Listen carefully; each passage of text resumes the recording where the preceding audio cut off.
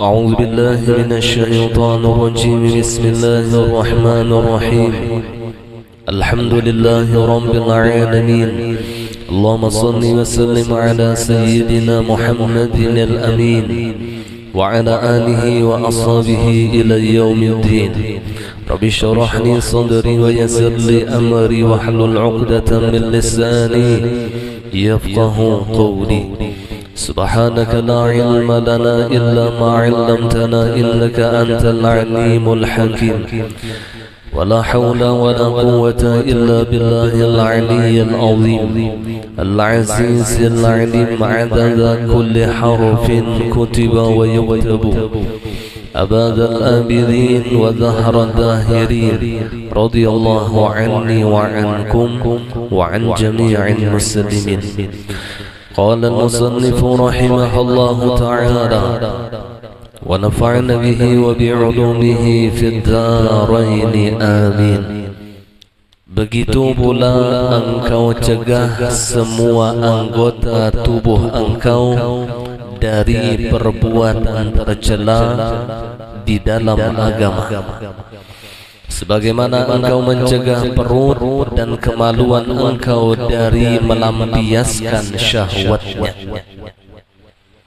Maka di dalam puasa berusahalah kita menghindari perbuatan-perbuatan maksiat yang dilakukan oleh anggota tubuh kita. Atharul ma'siyah qaswatun fil qalbi. Ulama mengatakan bekas kemaksiatan itu mengerasi hati kita. Artinya semakin sering kita melakukan maksiat, maka semakin keras hati kita. Dan kekerasan hati itu akan menyebabkan kematian. Buta mata hatinya, sehingga hatinya tidak bisa lagi menerima hidayah. Hatinya tidak bisa menerima lagi nur ma'rifatullah karena mati. Nangkai orang mati itu karas kajung, arti keras itu ya mati. Nangkai apa orang mati itu karas kada karas. Kawala diminumi orang mati, kata kau diminumi Allah dimakani, kada kau juga.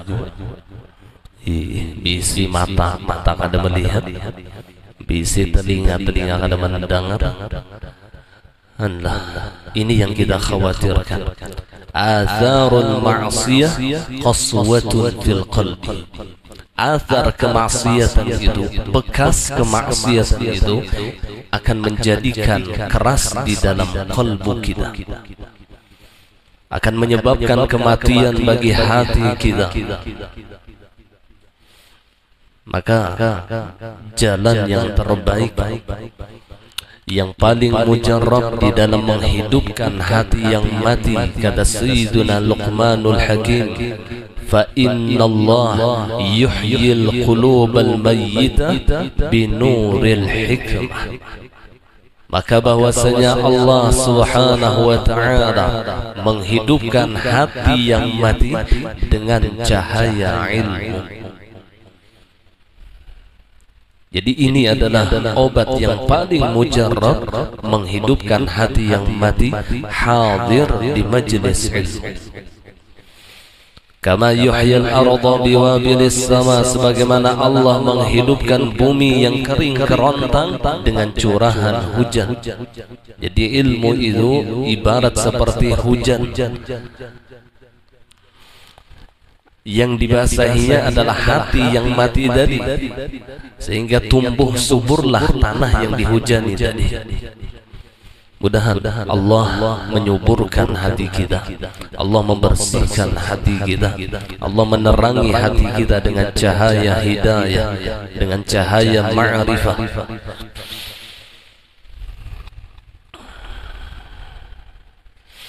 Sedangkan ta'atun atharu ta'ah nurun fil qalbi.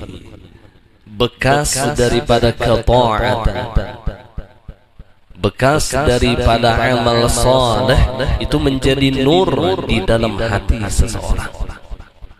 Artinya semakin banyak ia melakukan ketaatan, semakin batarang hatinya. Allah. Baca Quran menarangi hati, baca salawat menarangi hati. Kenapa?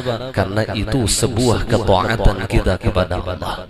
Sembahyang menarangi hati, di majelis ilmu hadir menarangi hati. Atharu ta'ah nurun fil qalbi. Bekas kemaksiatan, bekas ketaatan itu menjadi cahaya di dalam hati kita. Wa atharu syahwah dhulmatun fil qalbi. Sedangkan bekas syahwat yang digiring oleh hawa nafsu kita, maka tumbuhlah syahwat, ini akan menjadi kegelapan di hati kita. Jadi setiap apapun yang kita lakukan itu menjadi ada memberi bakas, ada memberi bakas. Menggawi ibadah pasti memberi bakas kemana? Memberi bakasnya ke hati. Memberi bakasnya itu ke hati.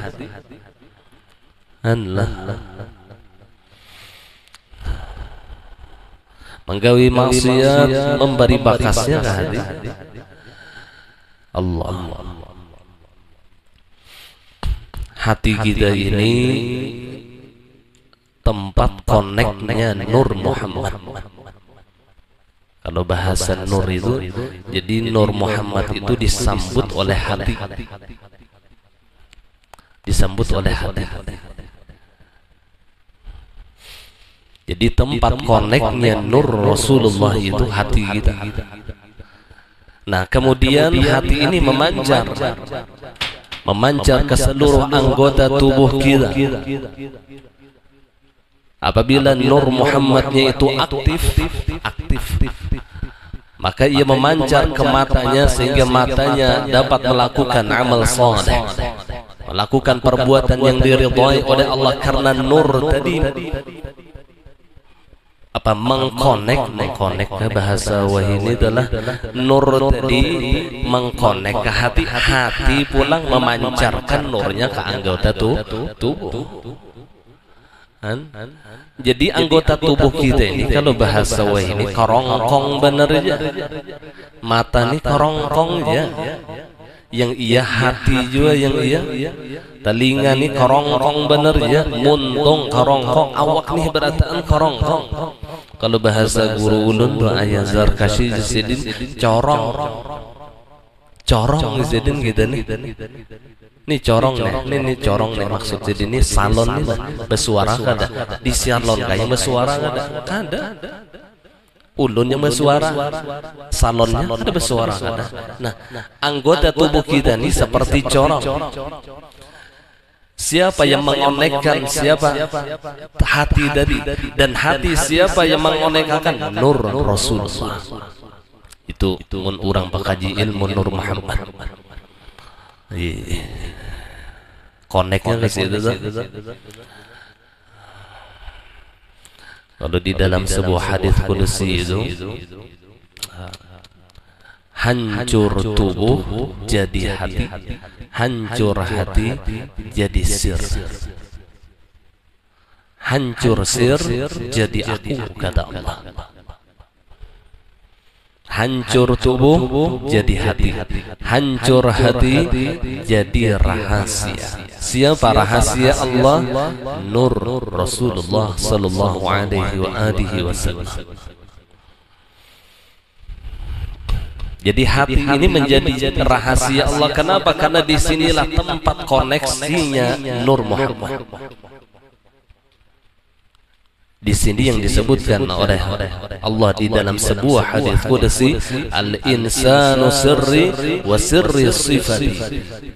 Manusia itu adalah rahasiaku. Al-insan di sini yang dimaksud adalah qalbu, adalah hati. Hati manusia itu adalah rahasiaku, kata Allah. Wa sirri sifati, dan rahasiaku adalah sifatku.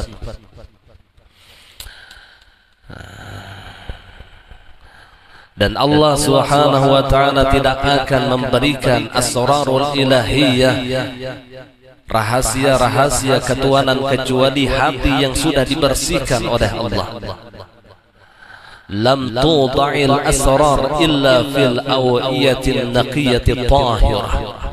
Al-Habib Abdullah Al-Haddad beliau pernah berkata, lam tuda'il asrar, tidak akan diletakkan rahasia-rahasia ketuhanan illa fil awiyatin naqiyatit tahirah, kecuali pada tempat yang suci lagi bersih.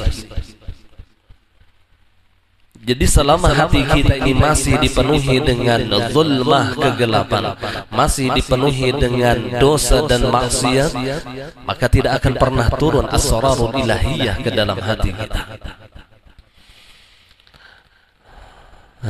Gara-gara dosa. Ujar Rasulullah, laula syaitan yahumuna fi qulubi bani Adam lanadharu ila malakutis sama. Seandainya syaitan tidaklah menggerumpungi hati manusia, maka niscaya manusia itu melihat akan malakutis sama, nampak di hatinya alam malakut. Tapi karena syaitan yang menggerumpungi hati kita, ya syaitan itu ingin menguasai hati kita, ingin sekali menguasai hati kita, sehingga ketika sudah dikuasai oleh syaitan, maka yang akan menjadi korban adalah anggota tubuhnya, matanya, telinganya, lisannya, kedua tangannya yang dimasukkan ke dalam perutnya, kemaluannya, dan kedua kakinya dikendalikan oleh syaitan. Jelas syaitan itu menyesatkan kita. Mudah-mudahan Allah menyelamatkan hati kita. Jadi seluruh kemaksiatan itu memang bersumber daripada gelapnya hati kita. Maka wajiblah kita sebagai umat Rasulullah, sebagai hamba yang beriman kepada Allah, untuk membersihkan hati kita. Ini jauh lebih utama daripada kebersihan zahir kita. Karena hatilah tempat pandangan Allah. Lianna as-sarirata mawdi'un nadharil haqq wal 'adaniyata mawdi'un nadharil khalq. Karena bahwasanya, kata Syekh Seman, hati adalah tempat pandangan Allah, sedangkan anggota tubuh kita adalah tempat pandangan makhluk. Kita nih bebulang, begamis, bertongkat, berjanggut, itu makhluk aja yang memandang kita. Makhluk yang memandang kita. Pandangan Allah bukan kepada imamah kita, bukan kepada tasbih yang kita pegang, bukan kepada pakaian gamis kita, bukan. Tapi pandangan Allah kepada qalbu kita. Al-qalbu nadharul haqq. Hati adalah tempat pandangan Allah. Maka orang yang berakal jelas ia mengutamakan tempat pandangan Allah daripada tempat pandangan makhluk. Makhluk kada bisi surga, kada bisi neraka, kada bisi faham. Itu yang diharap rugi benar. Mengharap pujian makhluk rugi benar. Yang kita harapkan pujian Allah, mengharap pandangan makhluk rugi benar. Tetapi harapan terbesar kita adalah nazarah dari Allah, pandangan Allah. Jadi sama-sama riya lawan ikhlas itu sama-sama minta pandang. Jadi kesamaannya itu ada. Riya lawan ikhlas itu sama-sama minta puji, sama-sama minta pandang. Tetapi riya ia minta pandang kepada makhluk, sedangkan orang yang mukhlisin ia minta pandang kepada Allah. Riya minta puji kepada makhluk, sedangkan orang yang ikhlas minta puji kepada Allah. Sehingga dimanapun kapanpun ibadahnya nggak ada beda, baik ketika ia sendiri ataupun ketika ia berkumpul dengan orang banyak. min alamatil ikhlas ay yakuna al khatir ya'lufuhu fil mala kama ya'lufuhu fil khalq. Kata ulama, setengah daripada tanda-tanda keikhlasan bahwasanya hatinya ayyakunal khatir, bahwasanya hatinya ya'lufuhu fil mala kama ya'lufuhu fil khalwat. Kadada beda waktu inya berkumpul lawan orang banyak, lawan inya manyorongonan. Baca Quran, berkumpul lawan orang banyak, lawan sorongonan kada berbeda. Bahkan terkadang mereka lebih banyak beribadah ketika sendirian daripada ketika berkumpul dengan manusia. Itu tanda ikhlas. Bila dilihat orang, teganal sumbangan. Bila kada ada yang dilihat orang, celengan to teleng teleng teleng teleng berbunyi. Kadada juga yang melihat, kadada juga yang memperhatikan. Ciri berarti belum ikhlas. Bila membaca Yasin di tengah orang, lambat, lawan lagu, lawan makhraj, lawan tajwid, nahab tu ba, pasorongonan, rancah berair. Berarti tanda belum ikhlas. Kadada perbedaan duduk di muka lawan duduk di belakang, kadada beda. Kadada perbedaan. Kalau pang di sop yang pertama paragah moderasi taharat hati, di sop yang terakhir merasa kadada berbeda. Karena yang dicarinya adalah Allah, bukan pahala. Kalau orang yang mencari pahala itu lain kisah. Ini yang dicarinya pandangan Allah, bukan pandangan makhluk. Yang dicarinya ridha Allah, bukan pahala. Bahkan pahala pun ya tidak peduli, surga pun ya tidak peduli. Yang dipandangnya, yang dituntutnya ridha Allah. Ilahi anta maqsudi wa ridhaka matlubi. Wahai Tuhanku, engkaulah maksudku dan ridha engkaulah tujuanku. Kada berubah dari situ. Nah, ini seharusnya kita baca di dalam setiap kita ingin memulai ibadah. Hendak berzikir ke lawan Allah, baca ilahi anta maqsudi wa ridhaka matlubi. Hendak sembahyang ke ilahi anta maqsudi wa ridhaka matlubi. Hendak beramal ibadah mulai dengan ilahi anta maqsudi, tapi kita faham maknanya. Jangan asal baca wara. Yang diutamakan faham dengan maknanya sehingga meresap di dalam hatinya. Ya Allah, engkaulah tujuanku, anta maksudi, pian yang ulun maksud, wa ridhaka matlubi, dan ridha engkaulah yang ulun tuntut. Habis jangan lagi lillah li ghairillah, jangan lagi, sudah lillah itu bang, sudah menuntut ilmu kan lillah tadi bang, sudah mengajarkah lillah Allah. Sedikitkah orangnya, kah banyakkah orangnya, tetap ia mengajar. Ngaran lillah. Mudahan kita kawan di dalam segala amal ibadah kita karena Allah berataran. Ini penting benar. Masalah ikhlas ini penting benar. Dan ini bersumber daripada hati yang bersih. Dan kebersihan hati itu bersumber daripada ketaatan yang ia lakukan. Jadi ada rentetannya itu terus. Kemudian disebutkan dalam khabar yang diriwayatkan oleh Jabir radhiyallahu anhu dari Anas radhiyallahu anhu dari Rasulullah sallallahu alaihi wasallam bahwasanya beliau bersabda, khamsun yufattirna as-sha'im al-kadhib wal-ghibatu wan-namimatu wal-yaminul kadhibah wan-nadharu bisyahwat. 5 perkara yang membatalkan puasa, yaitu berkata dusta. Yang dimaksud pembatal di sini adalah pahalanya, bukan puasanya. Kalau puasanya secara syariat sah saja, tapi pahalanya batal.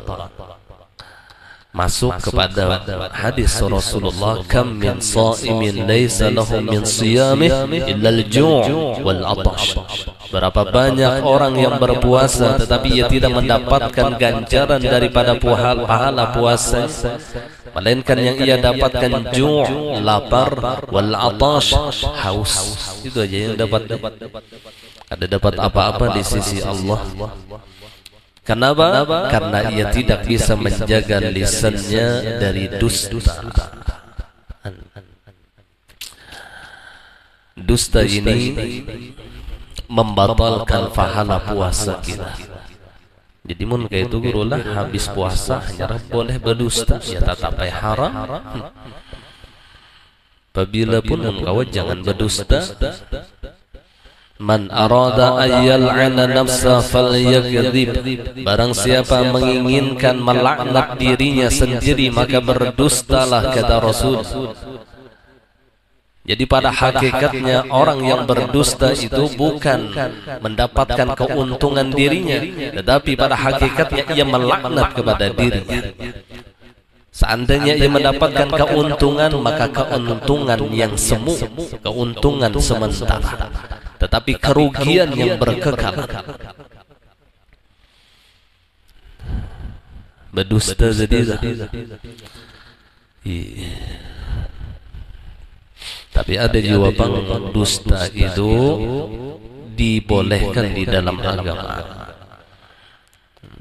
Jadi ada dusta yang dihalalkan, ada dusta yang diharamkan. Contoh dusta yang dihalalkan seperti mendamaikan di antara dua orang yang berkelahi. Jadi kita bumbu-bumbuilah lawan dusta, jadi jangan berlebihan, benar. Jangan berlebihan. Supaya ia damai. Jadi tujuannya fa'aslihu baina akhawaikum, tetap mengikuti perintah Allah untuk mendamaikan di antara dua saudara. Jadi boleh.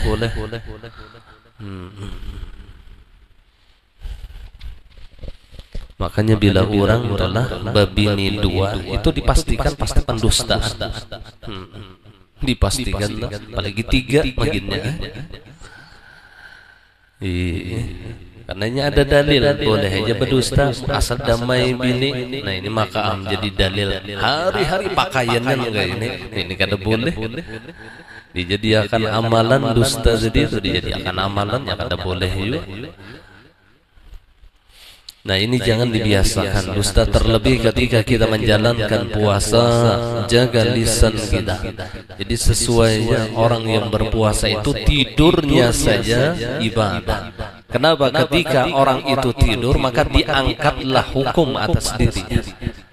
Mbah waktu guring berdusta kada, menggibah orang kada, menyambat orang kada, melihat aib orang kada, kan ratan guring.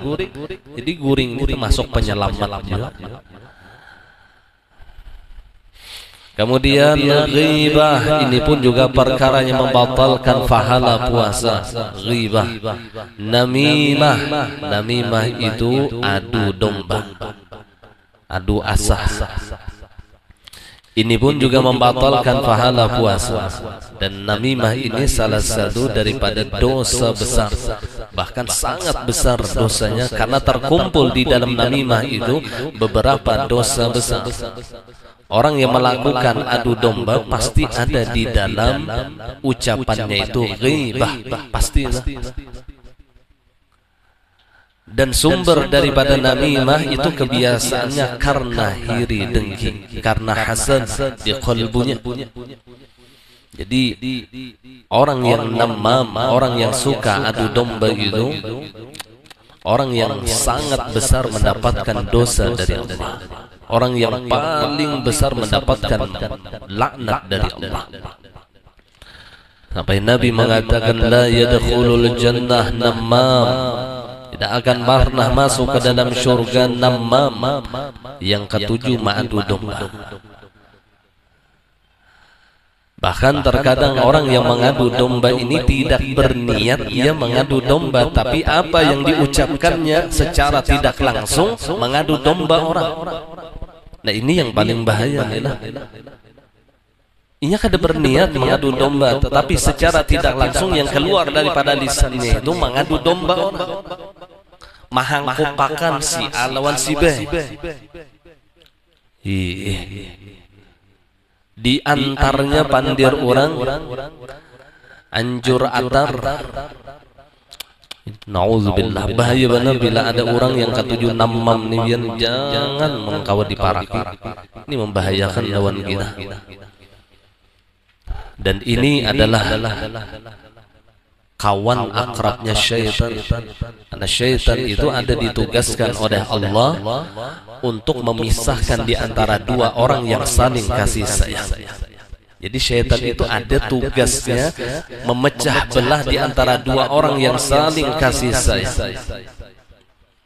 Orang yang melakukannya sama membantu syaitan. Himong benar syaitan ada kawan, alhamdulillah. Tapi uyuh di syaitan unda. Bahkan terkadang kita tidak menyadari sebagai orang tua kita bisa mengadu domba anak kita dengan suaminya, anak kita dengan istrinya, diadunya. Dan tidak sedikit kasus perceraian itu karena ikut campur kuitan dan mintuha.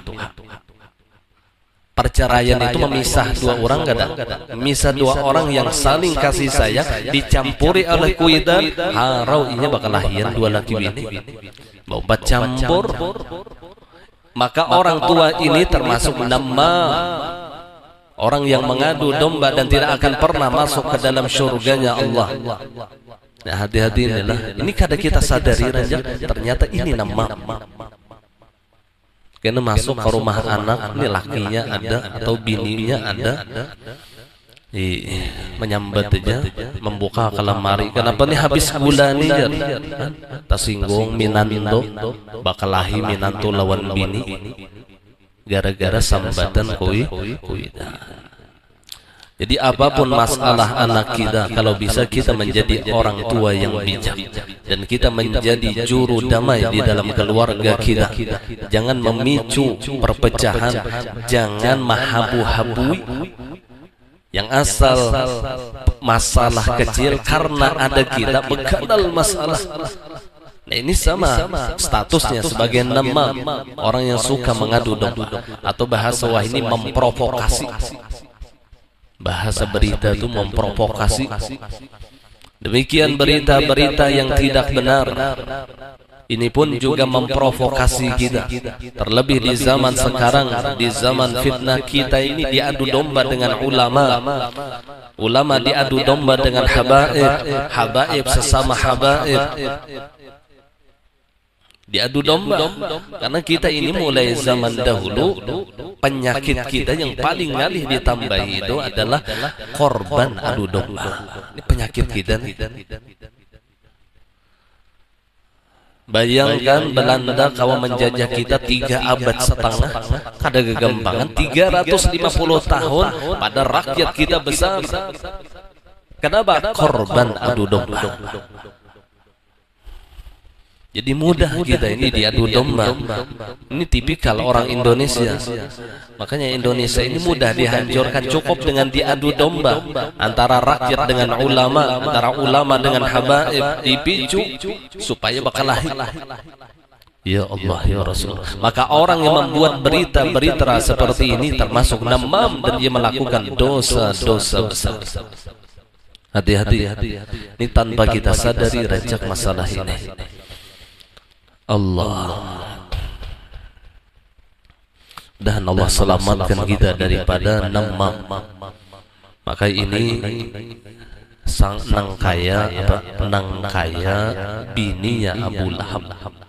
Itu Allah tuliskan di dalam Al-Quran. Ya qalulah tabbat yada abi lahabin wa tab ma aghna 'anhu maluhu wa ma kasab sayasla naran dzatal lahab wa imra'atuhu hammalatal hatab wa imra'atuhu bininya Abu Lahab hammalatal hatab, membawa kayu bakar. Ini istilah dari Allah, membawa kayu bakar, cuculnya kayu bakar tadi terbakar. Artinya mengadu domba, menyebutkan berita-berita fitnah kepada orang yang di sekitar Rasulullah. Tetangga-tetangga Nabi ini dibisiki oleh bini Abu Lahab, "Ikam jangan percaya lawan Muhammad, Muhammad itu tukang sihir, Muhammad itu nabi palsu, Muhammad itu dukun. Jangan percaya, kamu kuliling fi jidha hablum min masad." Nauzubillah. Ini gawian bini Abu Lahab yang Allah abadikan kelakuannya, laknat Allah di dalam Al-Quran. Dan kada orang lain lawan Rasulullah, statusnya acil lawan Nabi. Jadi yang ma'adu domba ini kada orang lain, kada mulai bahari. Yang menyampaikan berita buruk tuh bahkan isinya fitnah supaya orang kada katuju lawan seorang. Asal orang ini biasa aja, asal orang ini bagus saja lawan kita, kayaknya pas bertamuan rangut-rangut ada berita dari orang lain. Itu namanya nemah. Hati-hati. Ini hammalatul hatab, ini yang membawa kayu bakar, inilah dibakarnya. Orang tadi lalu tumbuh amarah di hati orang lain kepada baginda Rasulullah, sampai Rasulullah bayangkan diboykot, diembargo. Nabi itu pernah diembargo. Jadi kada boleh sahabat itu membawa makanan gasan Rasulullah. Itu dicegat, sekulilingan rumah Nabi itu dicegat oleh orang kafir Quraisy. Diembargo tadi. Siapa yang menemani beliau? Sayyidatuna Khadijah Al-Kubra.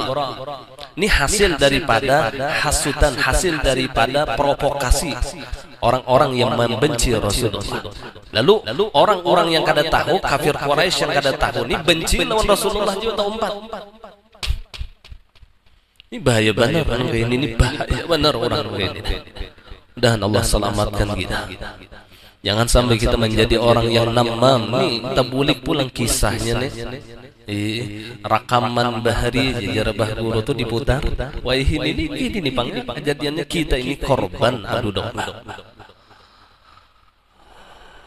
Hanya karena beda pilihan bupati bakalahian, batetanggaan bamusuhan, dua laki bini bercerai gara-gara beda pilihan bupati.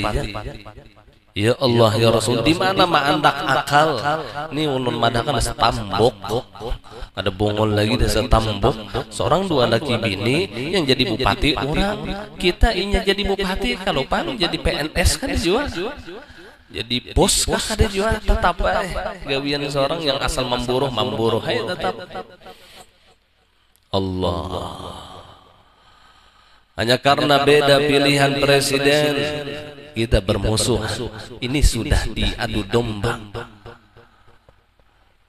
Orang muslim seharusnya yashuddu ba'duhu ba'dan, menguatkan sebahagiannya kepada sebahagian. Bukan orang muslim itu mudah diadu domba, bukan. Orang muslim ini sejatinya tidak mudah diprovokasi, kada mudah.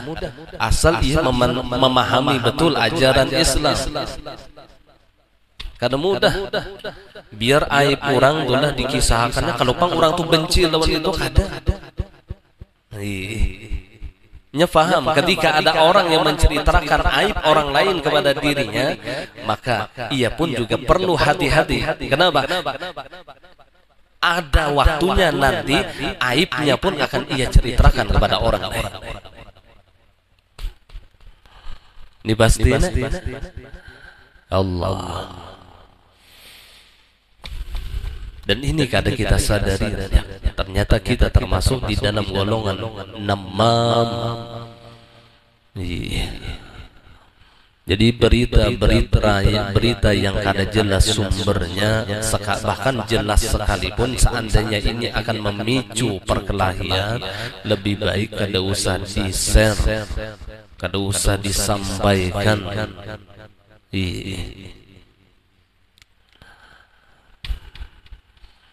Apalagi yang berita yang nyata dustanya. Di zaman wahini dengan tangan saja kita bisa menjadi orang yang mengadu domba, memicik warahnya, menyambung akan orang mulai berita kita share, kita kirim ke 10 grup. Dosanya kita yang menanggung. Ini di dosa jariyah juga masuk, dosa jariyah. Makanya wartawan itu hati-hati di dalam menulis berita, jangan sampai isinya itu memprovokasi umat Islam. Nangkai berita yang terbaru adalah judulnya seorang ustaz memperkosa 12 santriwati. Itu beritanya nangkai itu, ini kada adu domba lah, orang benci lawan pesantren. Wah kayak itu undang, aduh wani dah memasukkan anak undang ke pesantren mempacan diperkosa. Bah nangkai itulah kelakuan ustaz. Bah cocok aja ustaz cabul nangkai ini jar. Han lalu ini membenci orang untuk benci kepada ulama, pada beritanya salah. Itu bukan pesantren, itu boarding school. Boarding school itu sekolahan yang ada asrama. Sekolahan adalah sekolah umum, ada asramanya, dan pendidikannya di dalam pun sedikit pun tidak ada kurikulum dari pesantren. Cuman tulisan beritanya seorang ustaz di pesantren memperkosa 12 ihung santriwati. Ini bahaya benar. Berita seperti ini menumbuhkan kebencian di hati masyarakat kepada pondok pesantren. Menumbuhkan benci kepada para ustaz, para asatid, para ulama. Ya Rasulullah,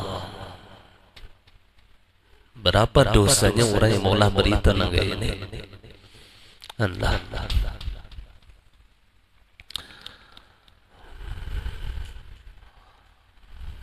Dahulu waktu di zaman ulun tulah sekolah di Darussalam, ada judul di koran. Jadi ya kada sesuai bang lawan. Memang bujur aja di koran tuh cuman judulnya ini yang mau ulah orang terprovokasi, dari ulah orang benci. Seorang maling dipukuli oleh santri Darussalam dan sampai meninggal dunia. Itu kurang lebih judulnya itu. Bukan seorang maling, seorang tukang becak. Bukan maling, tukang becak. Padahal iya tuh maling. Cuman di berita kada ditulis malingnya.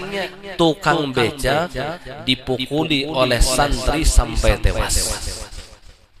Itu judul di beritanya, dan ulun melihat kejadiannya. Ulun melihat, dan memang santri juga yang bilang ada wangal juga kira-kira lah. Cuman kalimatnya ini yang salah. Tukang beca dipukuli, dikeroyok oleh santri sampai tewas.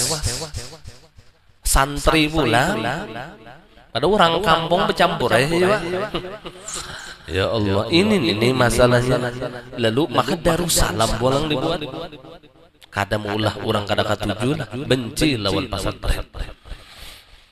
Itu zaman masih kadeda Facebook, kadeda itu dahulu tuh. Itu zaman ulun sekolah.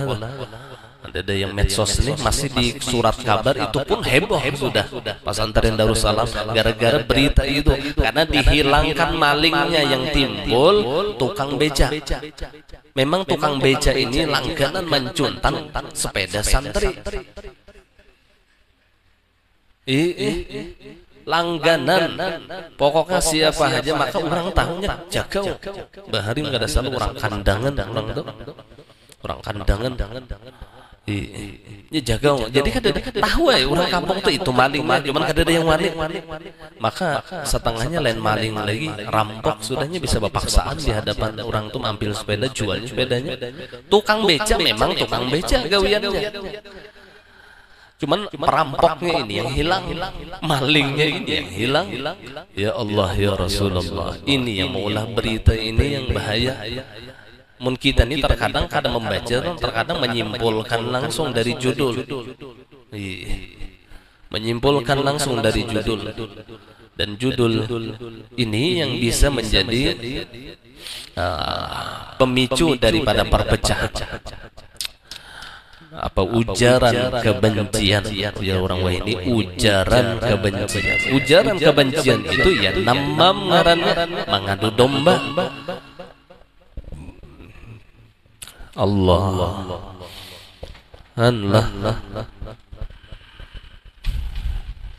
mudahan kita jadi juru damai berataan.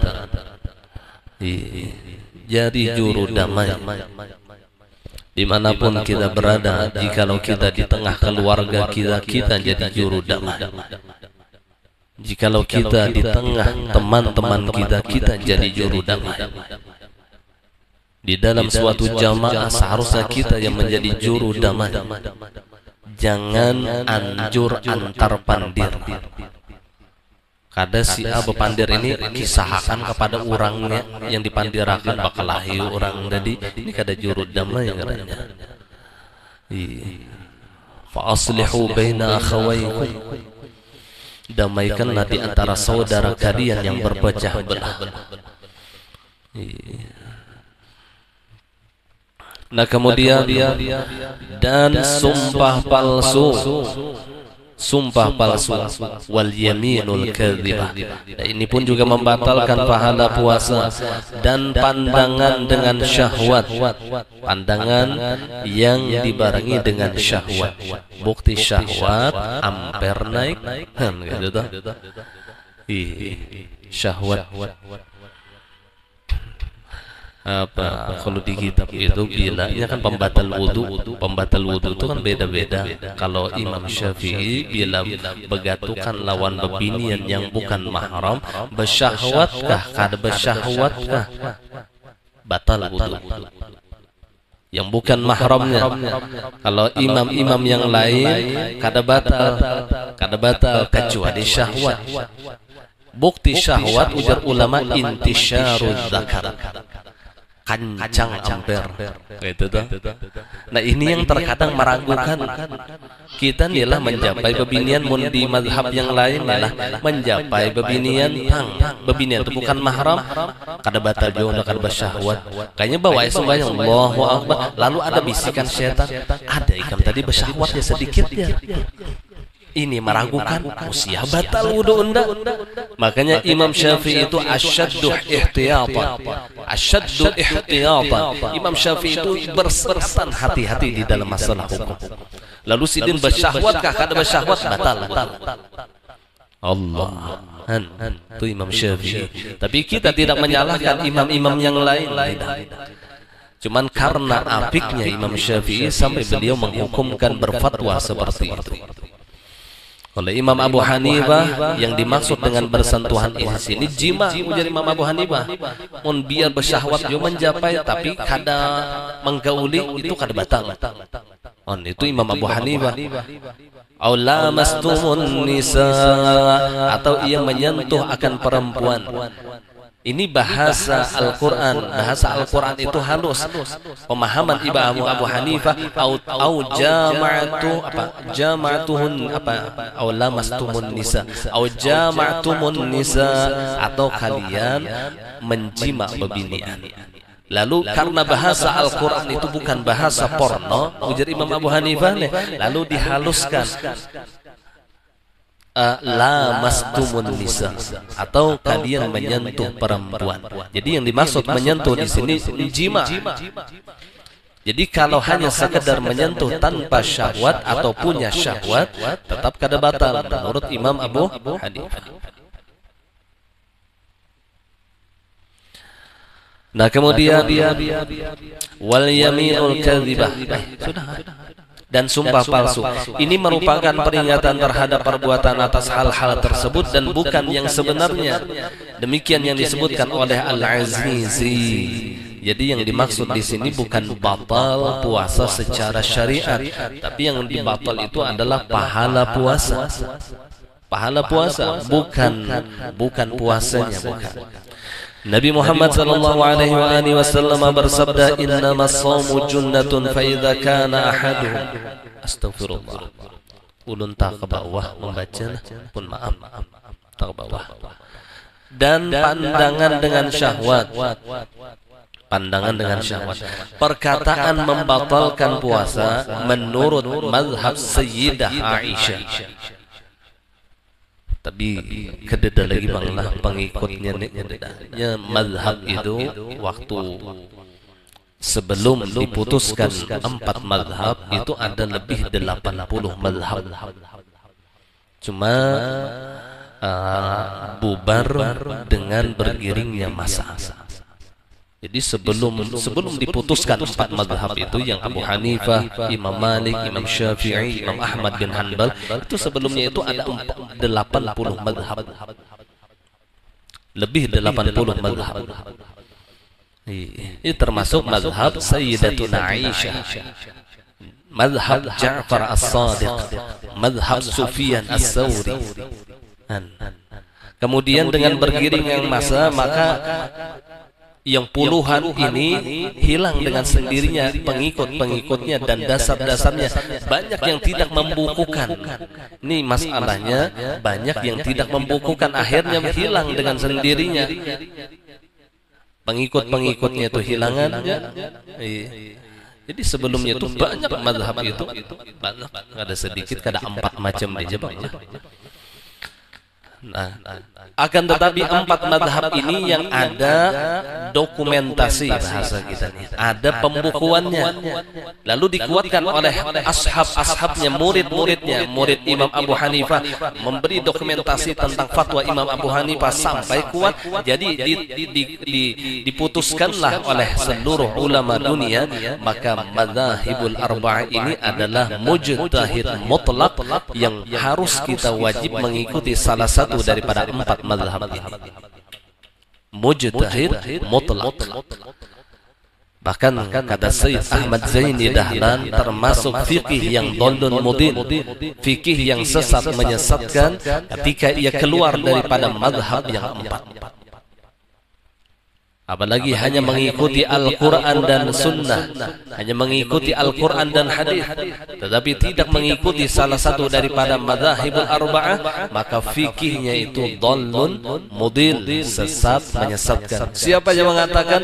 Sayyid Ahmad Zaini Dahlan, Mufti Mekah. Itu ada ulun punya kitab beliau.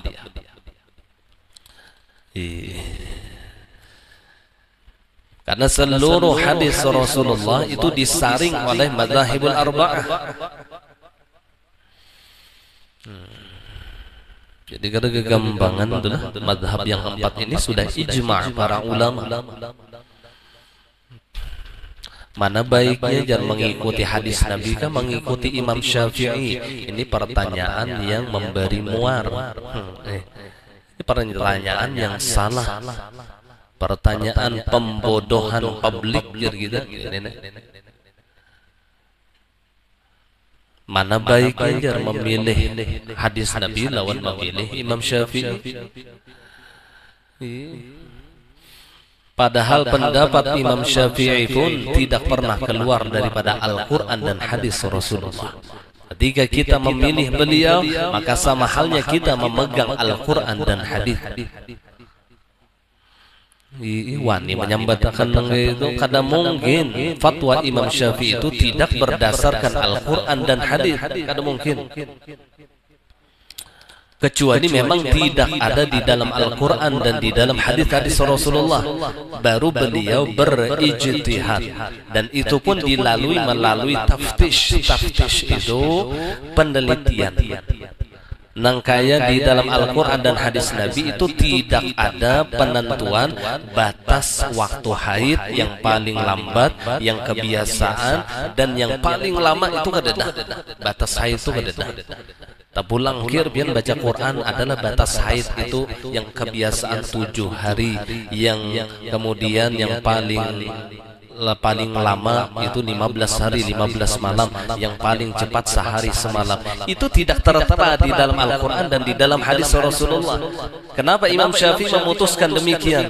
Ini menurut penelitian beliau dari istri-istri beliau. Kan itu tuh fungsinya banyak bisi bini. Ada juga bisi fungsi. Jadi ditakuni sidin, bini sidin tunggal bulanan nyawa berapa kali haid, bulan ini berapa hari, 7 hari. Takuni sidin pulang nyawa apa? Bulan ini ulun talawas jadi 15 hari. Tunggal ikungan setiap bulan menurut penelitian sampai sidin membuat satu keputusan, haid yang paling sebentar 1 hari 1 malam, haid yang kebiasaan terjadi 7 hari 7 malam, dan haid yang paling lama 15 hari 15 malam. Lebih daripada 15 hari 15 malam maka keluar masih tetap darah, namanya istihadah, bukan haid. Dan ini menurut penelitian beliau. Sama halnya ketika beliau meneliti orang yang hamil paling lama berapa, beliau memutuskan daripada ijtihad beliau yang paling lama masa hamil itu 4 tahun. 4 tahun. Kenapa Jarsidin? Karena aku 4 tahun dihamilakan. Imam Syafi'i itu 4 tahun dihamilakan. Sampai menurut riwayat beliau itu sempat mengarang kitab di dalam perut ibunya. Ketika beliau dewasa baru beliau tulis yang berjudul Al-Um, 4 jilid. 4 jilid ini hasil karangan beliau ketika masih di dalam kandungan ibunya. Wali ngarannya. Jadi Imam Syafi'i itu mulai dalam perut sudah jadi wali. Ya Rasulullah, sudah jadi wali. Mun kita umur orang ini masih wala aja lagi. Ya minimal cinta lawan wali barang. Bahkan dah kawan juga kita ni jadi wali rasa ada memadai lagi sudah. Ilmu jauh benar lawan wali, amal ada peparakannya lawan wali, hati makinnya jauh benar lawan wali. Tapi minimal masih ada kesempatan yang Allah berikan kepada kita apa? Agar sama kedudukannya dengan mereka di surganya Allah dengan apa? Dengan cinta kepada mereka. Al-mar'u ma'a man ahab. Seseorang beserta dengan orang yang dicintainya. Satu surga kita lawan wali, asalkan cinta lawan sidin. Amal kada sama nang kayak amal sidin. Ilmu jauh lawan ilmu sidin. Hati kada ada paparakannya lawan hati wali. Tapi cinta di hati kita ini yang akan mendampingkan kita di dalam surganya Allah bersama mereka para aulia Allah. Dan mudahan cinta kita ini jangan sampai hilang lawan para aulia Allah sampai kita mati. Penting mana cinta nih Allah.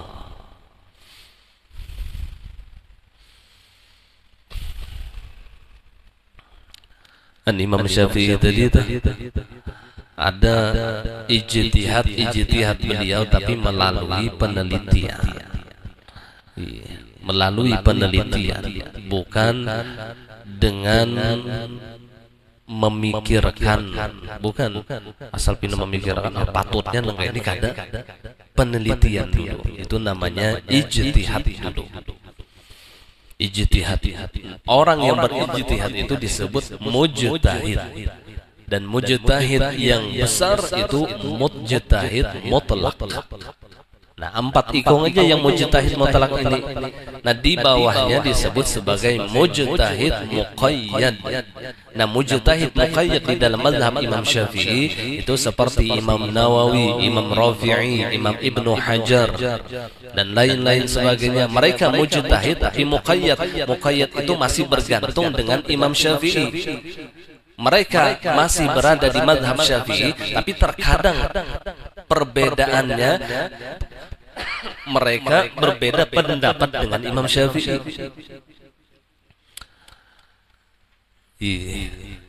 berbeda pendapat dengan Imam Syafi'i. Contoh, Imam Syafi'i beliau memiliki pendapat setiap zakat fitrah itu wajib, atau zakat harta wajib dibagi kepada 8 golongan. Wajib dibagi kepada 8 golongan.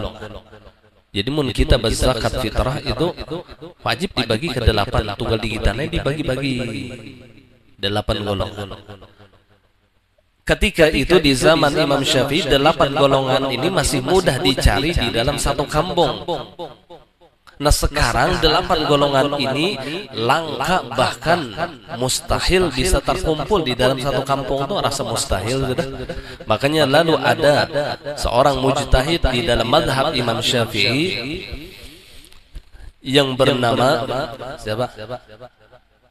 Yang biasa kita berzakat,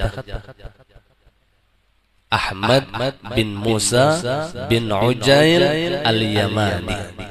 Imam Ahmad bin Musa bin Ujail al-Yamani, beliau mengatakan boleh mengeluarkan zakat kepada salah satu daripada 8 golongan, atau kurang daripada 8 golongan. Siapa yang memfatwakannya? Imam Ahmad bin Musa bin Ujail al-Yamani. Siapa beliau? Salah satu mujtahid muqayyad di dalam mazhab Imam Syafi'i.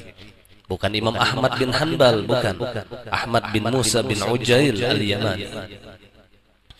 Nah ini wajib. Lalu kita nih mun pendapat Imam Syafi'i aja kita kadang mengeluarkan zakat sudah, mbah budak kededa wah ini. Budak jelas kededa sudah. Ibnu Sabil jarang.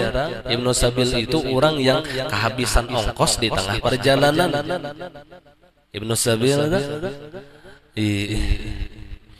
kemudian fisabilillah, fisabilillah ini pun khilafiyah di dalam mazhab Imam Syafi'i. Fisabilillah itu orang yang berperang di jalan Allah.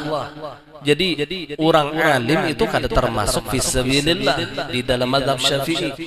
Orang alim kada termasuk fisabilillah, kaum kada termasuk fisabilillah, guru kada termasuk fisabilillah.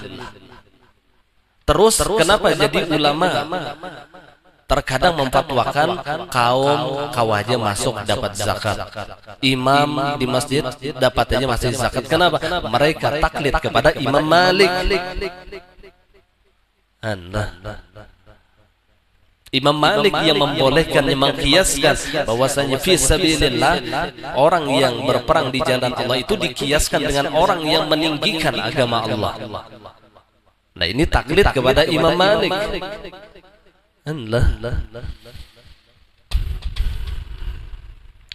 Mun kita nih Bapak boleh jadi guru itu termasuk aja di mana dalilnya? Oh di dalam Syafi'i, mazhab Syafi'i. Oh Syafi'i aja kada boleh hak. Itu di dalam mazhab Imam Malik. Allah. Kan mun kada paham di fikih kita nih mau rasa bujur aja terus.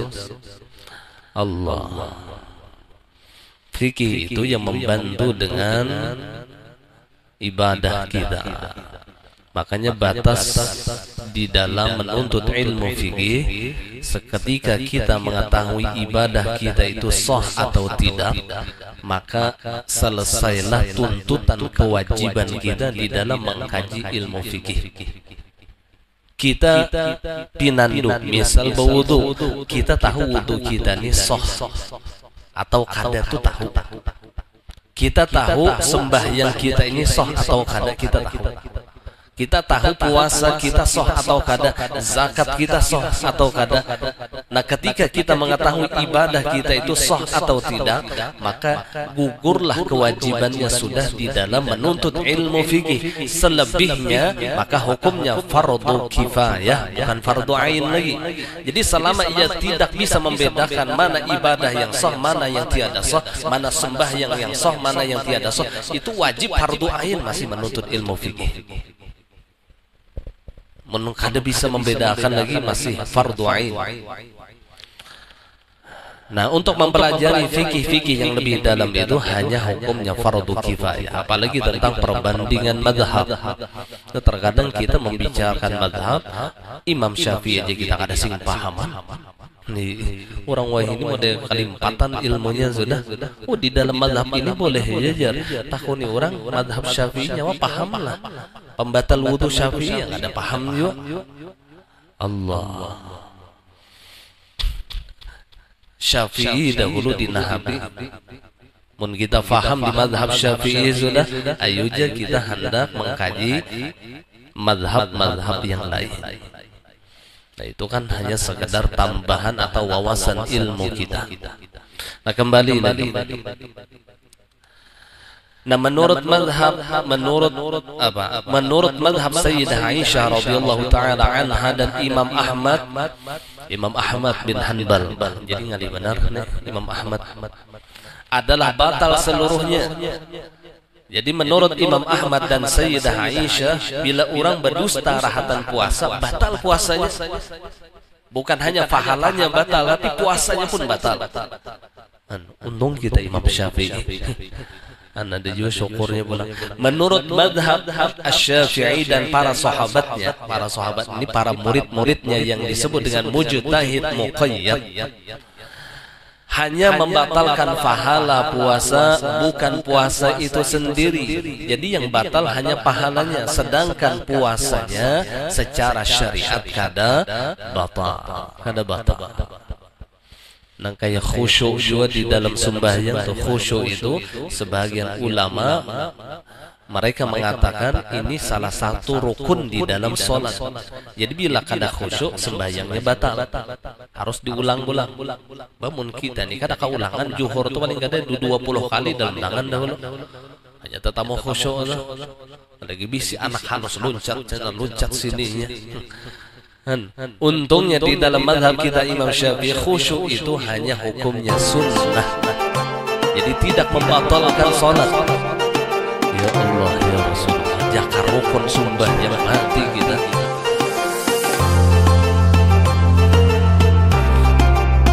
Dan untungnya adalah yang 4 macam tadi nih, 5 yang 5 macam ini hanya membatalkan pahala, tapi tidak membatalkan puasa. Kalau membatalkan puasa kan wajib nanti diqadha sesudah Ramadan. Wajib diqadha. Tapi bila ada batal, ada wajib diqadha, ada pahala. Ruginya di sini kerugian. Mbah sahur masak habang bini jam 10 muntah mie goreng. Jadi bingung bini, kenapa jadi muntah mie goreng pian nikah ajar jam 10 hanya. Ini kira-kira dia berkat berpuasa lalu dirubah Allah masak habang dari jadi mie goreng. Padahal jam 9 pagi inya makan di warung bade diaman. Mbah muntah mie goreng. Karena bini juga bujur harus malah berkat puasa. Diriwayatkan khabar ini oleh Abul Fathi Al-Azdi dan Ad-Dailami dari Anas radhiyallahu anhu dengan isnad yang di dalamnya terdapat seorang pendusta. Jadi sanad hadis ini ada perawinya itu pendusta, ghairu thiqat, kada dipercaya. Ini yang membuat khabar atau hadis ini dhaif, lemah. Kedudukan hadis itu kan ada 3, ada sahih, ada hasan, ada dhaif. Kedudukan hadis adalah, kemudian macam-macam hadis itu pula macam-macam, ada hadis maqtu, ada marfu, ada hadis yang mu'an'an, ada hadis musalsal dan lain sebagainya. Itu macam-macamnya. Tapi mun kedudukannya 3 macam aja, dhaif, hasan, sahih, hasan, dhaif. Nah, dhaif itu periwayatnya ada yang dikenal dengan pendusta.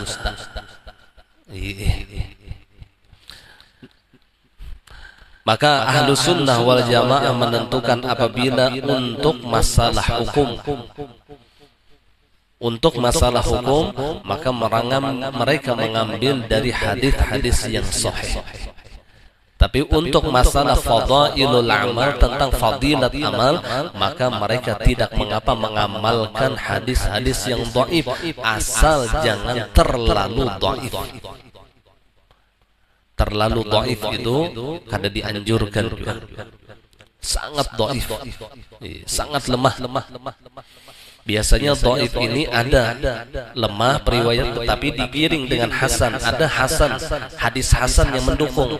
Lalu riwayatnya ini menguatkan kawa diamalkan.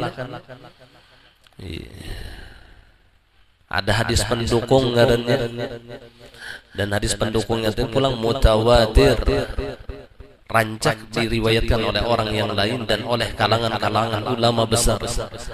Namun pian kada pernah belajar mustalahul hadis kada paham masalah ini. Ada paham. Ada namanya ilmu mustalahul hadis atau usul hadis namanya. Nah, ini harus. Wah, ini orang ketujuan membahas hadis ini sahih lagi. Pina iya definisi sahih aja kada tahu. Apa gerang arti sahih? Pina iya bila menakuni ada orang hadis sahih lah hadisnya itu.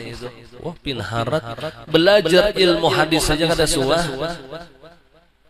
Kan kita ni tali mampuwa ni gara-gara Syekh YouTube aja.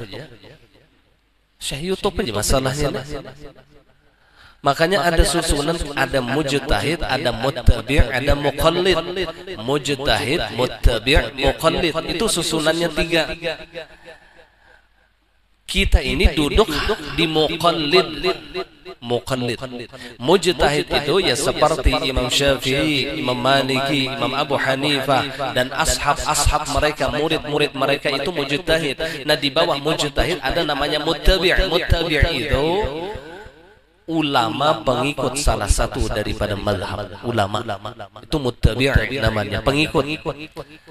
Jadi mereka berdalilkan kitab. Ulama itu berdalilkan kitab. Ketika ditanya di dalam kitab ini ada dalilnya, di dalam kitab itu namanya muttabi'. Nah, sedangkan kita masih duduknya di muqallid, orang yang bertaklid. Ini apa ujar guru?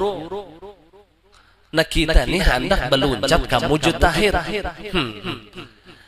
Muttabi aja kita belum lagi hendak meluncat ke mujtahid. Mujtahid itu memfatwakan, ini dalilnya hadisnya sahih. Ini ada di dalam Al-Quran. Itu namanya mujtahid. Kita ini cukup ujar guruku selesai. Habis kisah. Ada perlu di dalam kitab mana pian dalilnya guru. Jar seorang aja kada so baca kitab. Ditambayakan guru, ada orang dahulu betakun naon ulun, orang ini ada kada bisa kada baca kitab kada bisa, nahwu kada paham, sorof kada paham, betakun di mana guru di kitab apa dalilnya kunut itu ya ulun pada paham, tambayakan kitabnya, kitab mazhab Imam Syafi'i, dan Imam Syafi'i pengarang kita. Ulun tambayakan kitab Muhadzab namanya. Kita dalilnya. Sorof baca kada bisa juga. Jawabun bebungulan melawan yang gini ini bebungulan ngarannya, kada ilmiah ngarannya, disuruh baca kada kawan juga. Tapi pina iya kitab apa yang perlu bertakun di kitab mana itu orang yang pengajar atau orang alim, itu wajar ia bertanya di kitab apa dalilnya, karena ia akan menfatwakan kepada muridnya, akan mengajarkan kepada muridnya. Wajar pun kita sama-sama murid, ada usah pimpina bercakap-cakap. Ujar guruku cukup aja sudah. Ujar guruku kada boleh, selesai. Ujar guruku kawah aja, selesai. Ini terkadang ada juga yang bertakun lah, anu guru ulun ditakuni orang, pin madakan boleh di mana kitabnya guru jar. Pastilah bertakun. Padahal kan ngaran kitabnya yang bertakun deh kada tahu di kitab. Wah, ini macam-macam sudah. Di kitab aja kada paham, membaca kitab kada bisa. Kita ini masih duduknya muqallid. Jangan hendak naik kepada muttabi', apalagi paragah nang kaya mujtahid. Mujtahid itu ambilan dalilnya Quran dan hadis, itu ambilannya. Itu mujtahid katanya. Ujar paguruan aja sudah cukup. Habis kisah.